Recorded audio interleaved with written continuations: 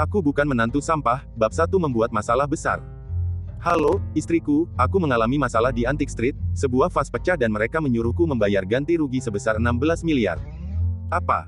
Saat ini, Dewi yang di perusahaan sedang ditegur oleh orang keluarga Liu. Setelah mendengar hal ini, dia menjadi sangat marah. Rocky, apa yang kamu lakukan? Apakah kamu tinggal gratis di rumah keluarga kami belum cukup? Kamu masih membuat masalah yang begitu besar untukku. Apakah kamu tahu meskipun rumah kita dijual, aku juga tidak punya uang sebanyak itu. Begitu selesai mengatakannya, Dewi berkata lagi dengan menggertakkan giginya, maaf, aku tidak bisa berbuat apa-apa, kamu cari saja solusinya sendiri. Setelah selesai mengatakannya, Dewi menutup telepon dengan marah. Rocky pada saat ini merasa sangat tidak berdaya, dia berkata dalam hati, aku belum selesai mengatakannya, ayahmu yang tidak sengaja menjatuhkan vasnya tadi.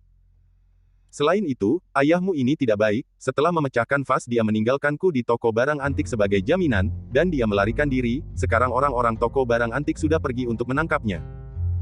Ternyata benar saja, beberapa menit kemudian, ayah mertuanya Andrew dibawa kembali oleh beberapa pria bertubuh kekar. Rocky tidak bisa menahan tawa ketika dia melihatnya seperti ayam yang kalah dalam pertandingan. Pada saat ini, manajer Happy Hall menatap Andrew dan berkata sambil mengertakkan gigi, setelah memecahkan barang kamu ingin melarikan diri.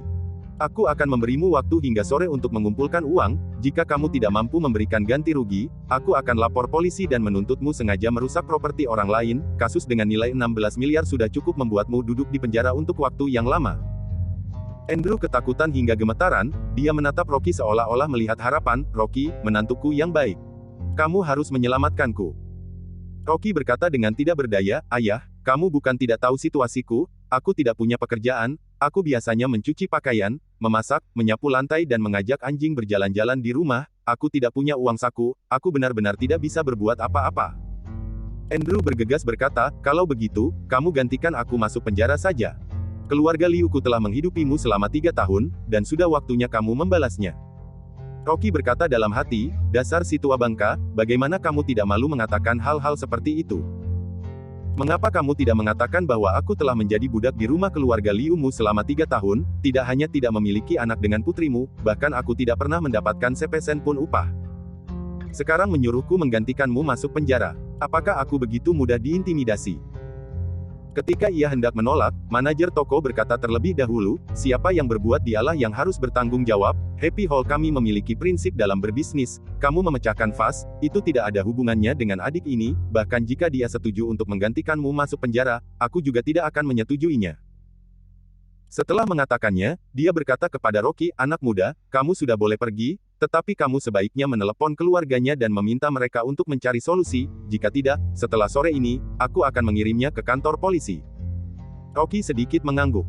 Andrew ketakutan dan berkata dengan sambil menangis, menantu yang baik, kamu tidak boleh pergi. Jika kamu pergi bagaimana denganku? Rocky berkata, ayah, aku akan menelepon Dewi. Ya, Andrew bergegas berkata, cepat telepon Dewi. Rocky mengeluarkan ponsel, dan memanggil Dewi lagi, dia menyalakan speaker.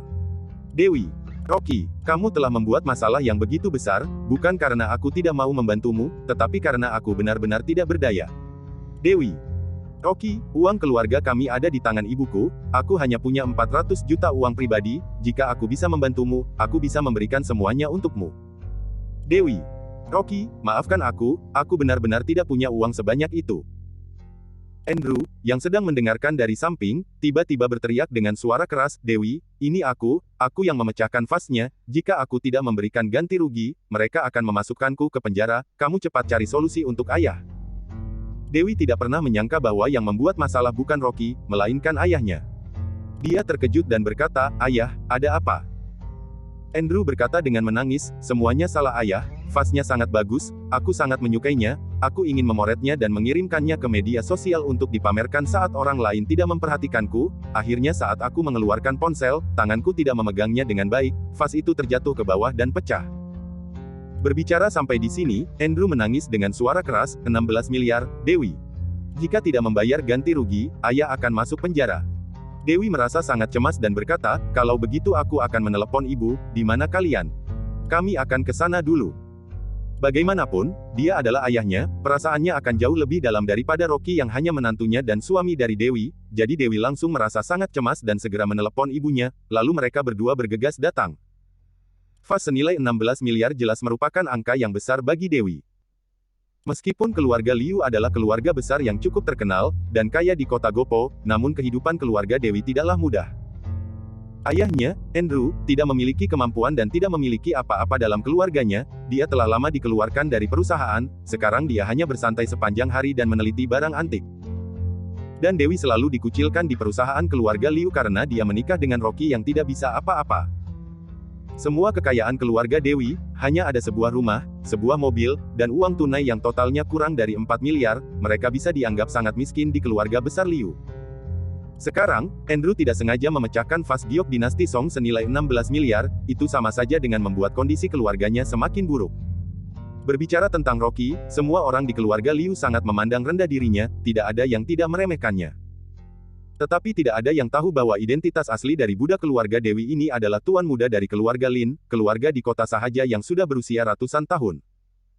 4 tahun lalu, Rocky meninggalkan rumah sendirian dan mengembara di luar karena dia tidak mau menerima pernikahan yang diatur oleh keluarganya. Kemudian, dia bertemu dengan Budi di kota Gopo. Ketika nenek moyang keluarga Liu di zaman feodal, banyak generasi mereka adalah budak dari keluarga Lin. Setelah berdirinya China baru, keluarga Lin memberi mereka banyak uang sebagai uang tunjangan relokasi dan menyuruh mereka kembali ke kampung halaman leluhur mereka.